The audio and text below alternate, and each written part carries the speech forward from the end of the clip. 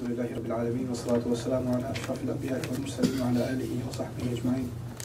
Thumma amma ba'd, fa'a'udhu billahi minash shaitanir rajim. Qala innama utituhu ala ilmin 'indi.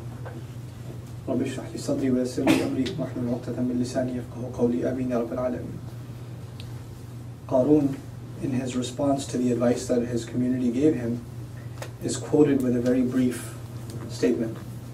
It's a long ayah, actually. The entire ayah is أَوَلَمْ يَعْلَمْ أَنَّ اللَّهَ قَدْ أَهْلَكَ مِنْ قَبْلِهِ مِنَ الْقُرُونِ مَنْ هُوَ أَشَدُّ مِنْهُ قُوَّةً وَأَكْثَرُ جَمْعًا وَلَا يُسْأَلُ عَنْ ذُنُوبِهِمُ الْمُجْرِمُونَ. Very long ayah. But a very small part of this ayah is what Qarun himself said when people tried to give him advice. And I've talked to you in the previous couple of sessions about what that advice was.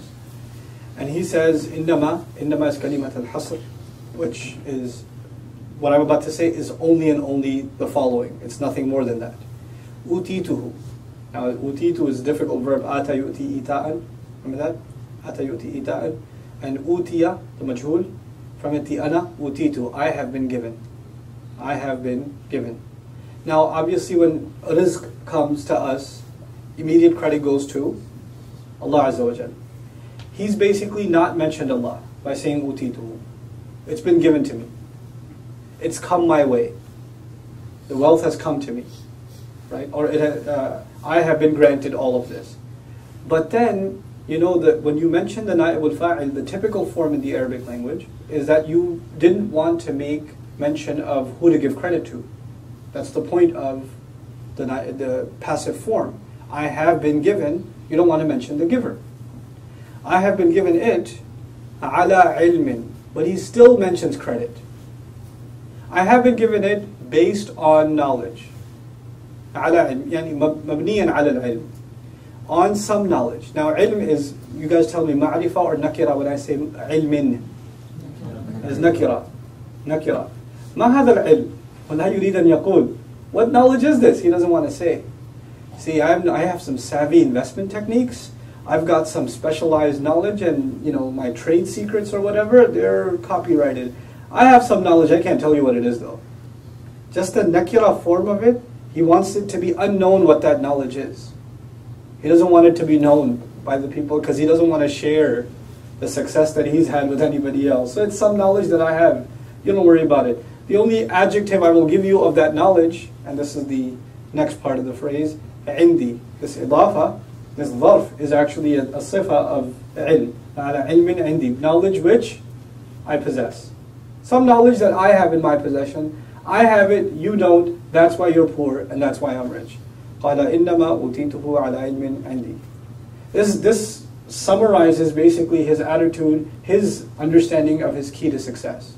He got to where he got the money he made because he has specialized knowledge, and he used that knowledge, and nobody else knows his techniques, he knows them, and that's how he got to where he got. He doesn't need to address any of what the others have said. لا تفرح إن الله لا يحب الفرحين وابتغي فيما آتاك الله الدار الآخرة. You see, they said فيما آتاك الله, when what Allah gave you. His people had said what Allah gave you, and he responds, I have been given. He doesn't mention Allah. يعني آتاني الله على علم عندي. Maybe Allah gave it to me because of knowledge I have. He doesn't even mention Allah. He said أوتيته. Yeah, I've been given it. It's come my way, but it's based on some special expertise that I have. على علم عندي. This is an entire industry now. An entire industry based on, hey, let us teach you the secrets to making millions, and how I became a millionaire, and I'll teach you guys a seminar about how you can become millionaires too, and all of that entire genre, right? Which all of it, the title of it is, إنما أوتيته على علم عندي. That's the title of the seminar. I have this special knowledge. I'm willing to share it with you at a price. And a lot of times these people that what they see, a lot of gullible people, they don't have work ethic, they don't want to put work in, they don't want to pursue an education, they don't want to, or do well in school. The guy's like flunking out of school, and he's not really doing well at his job, and he sees this poster, wow, this guy made millions because of some secrets. So I should just, give him my money, thousands, and go sit there, and overnight I'll become a millionaire.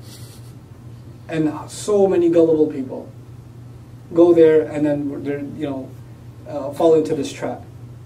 But this is not something glorified in our deen. If somebody has success, yes, there may be expertise involved. There may be, and they become successful in their business or whatever.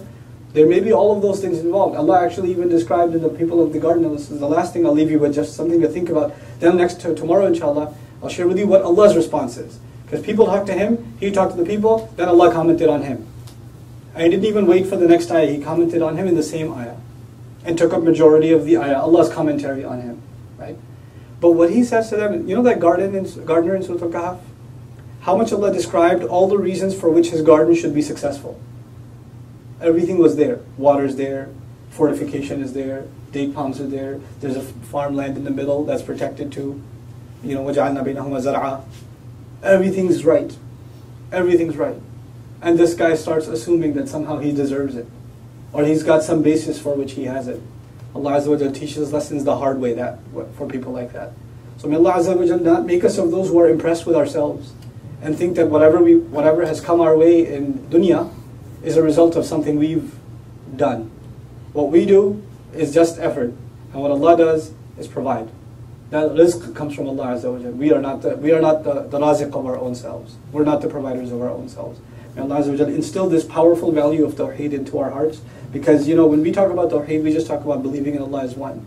Giving Allah credit where credit is due is part of tawheed. Is part of really perfecting one's la ilaha illallah. And this is a big part of that. May Allah Azza wa Jal again protect us from materialism and being impressed with our own selves. Barakallahu li wa lakum. Assalamu alaikum wa rahmatullahi wa barakatuh.